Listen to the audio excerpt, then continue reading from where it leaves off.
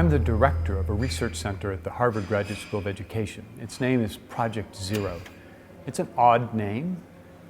It was founded with this question of what does it mean to think in the arts?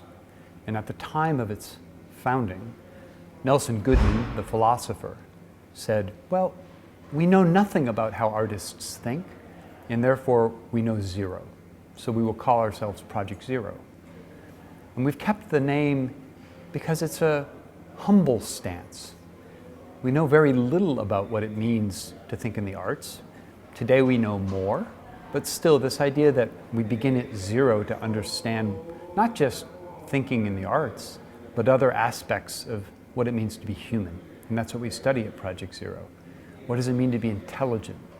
What does it mean to be creative? What does it mean to collaborate? What does it mean to have ethics? These are perennial questions that change with the times. And each research project we have at Project Zero, we begin with this remembrance that we start at zero, and through collaboration with different communities, practitioners, we begin to learn more and more about creativity, intelligence, etc. Today we have 26 research projects operating all over the world in different kinds of contexts, mainly in schooling contexts, but not exclusively, because the questions we ask are about human development. Schools are a place where we hope human development occurs, but there are many other contexts, contexts of family, contexts of work. So we look to explore these types of questions in a variety of cultural places. My trip to Spain has been a gift. It's an occasion to talk with teachers, students, leaders of the SEK schools, as well as professors, students, and administrators at the university. And we're exploring what are the questions that the university, the schools have, in which we at Project Zero are also interested in. What's emerging are several possibilities. Questions about what does it mean to gather evidence of competencies? Competencies like bienestar, wellness. How can we gather evidence in ways in which families and the community members can also see the impact of the kind of educations that we hope to develop in the SEK systems? I'm not exactly sure what will emerge, but what is clear to me that we're looking for the synergies in which the needs and the resources of the university can be complementary to the needs and resources of the schools, and the needs and questions and methodologies that we have at Project Zero can help strengthen those relationships. At the end of the day, what's most important for us at Project Zero is that we understand a little bit more about how systems and schools can collaborate to grow human potentials. And that's what I think SEK School and the university hope to do.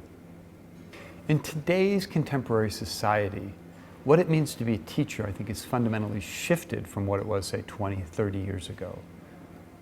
No longer is it the role of the teacher to be the sole expert of knowledge. It needs to be broader, and it needs to include other kinds of competencies, like designing learning experiences, designing the conditions in which learners can take risks, fail, make mistakes, and learn from them through feedback. It also should entail making connections with the community, finding the resources, the opportunities outside of school for students to translate what they're learning, adapt it to the passions and interests. So at its core, what it means to be a teacher is more like a facilitator and designer in contemporary society. Facilitating, designing, and at the end of the day, connecting people together in new ways. I think the impact that artificial intelligence should have, as we think of education, is it should provoke us to consider what makes us human. And effective technologies make us more human, not less. Effective technologies make us more empathetic, make us have deeper and longer lasting relationships, extend our lives hopefully in more robust and fruitful ways. They allow us to express and communicate in a rich array of symbol systems. It's when technology is effective, it actually makes us and allows us to be more human. When technology begins to erode our capacities to be empathetic, to connect. I worry. Particularly with artificial intelligence, I think we need to ask the question, what does make us human? What makes us creative? What makes us want to connect with one another?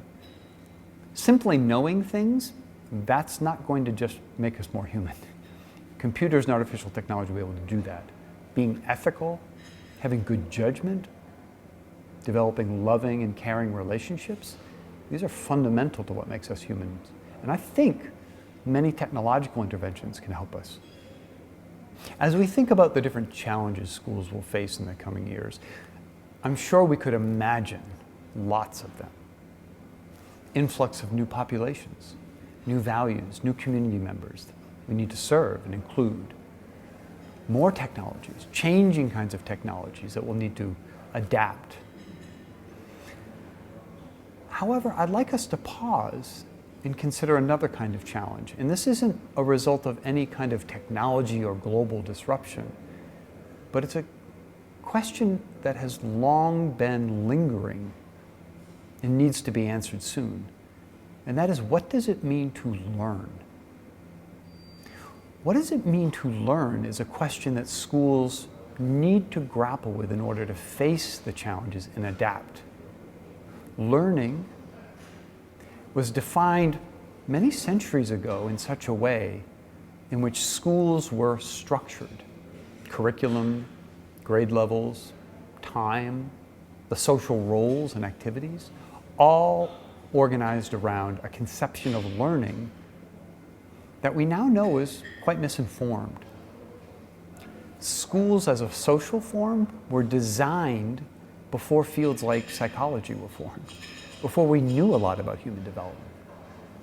So I think we need to ask ourselves, what does it mean to learn and embrace what we know, at least from psychology, cognitive science, and other social sciences, embrace a much more complex, socially interactive, unpredictable, collaborative form of development and developing of knowledge, skills, and attitudes that I think represents learning in today's society.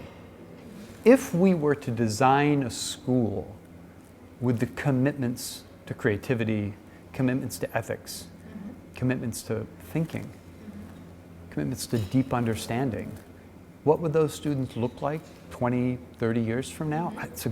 I don't know.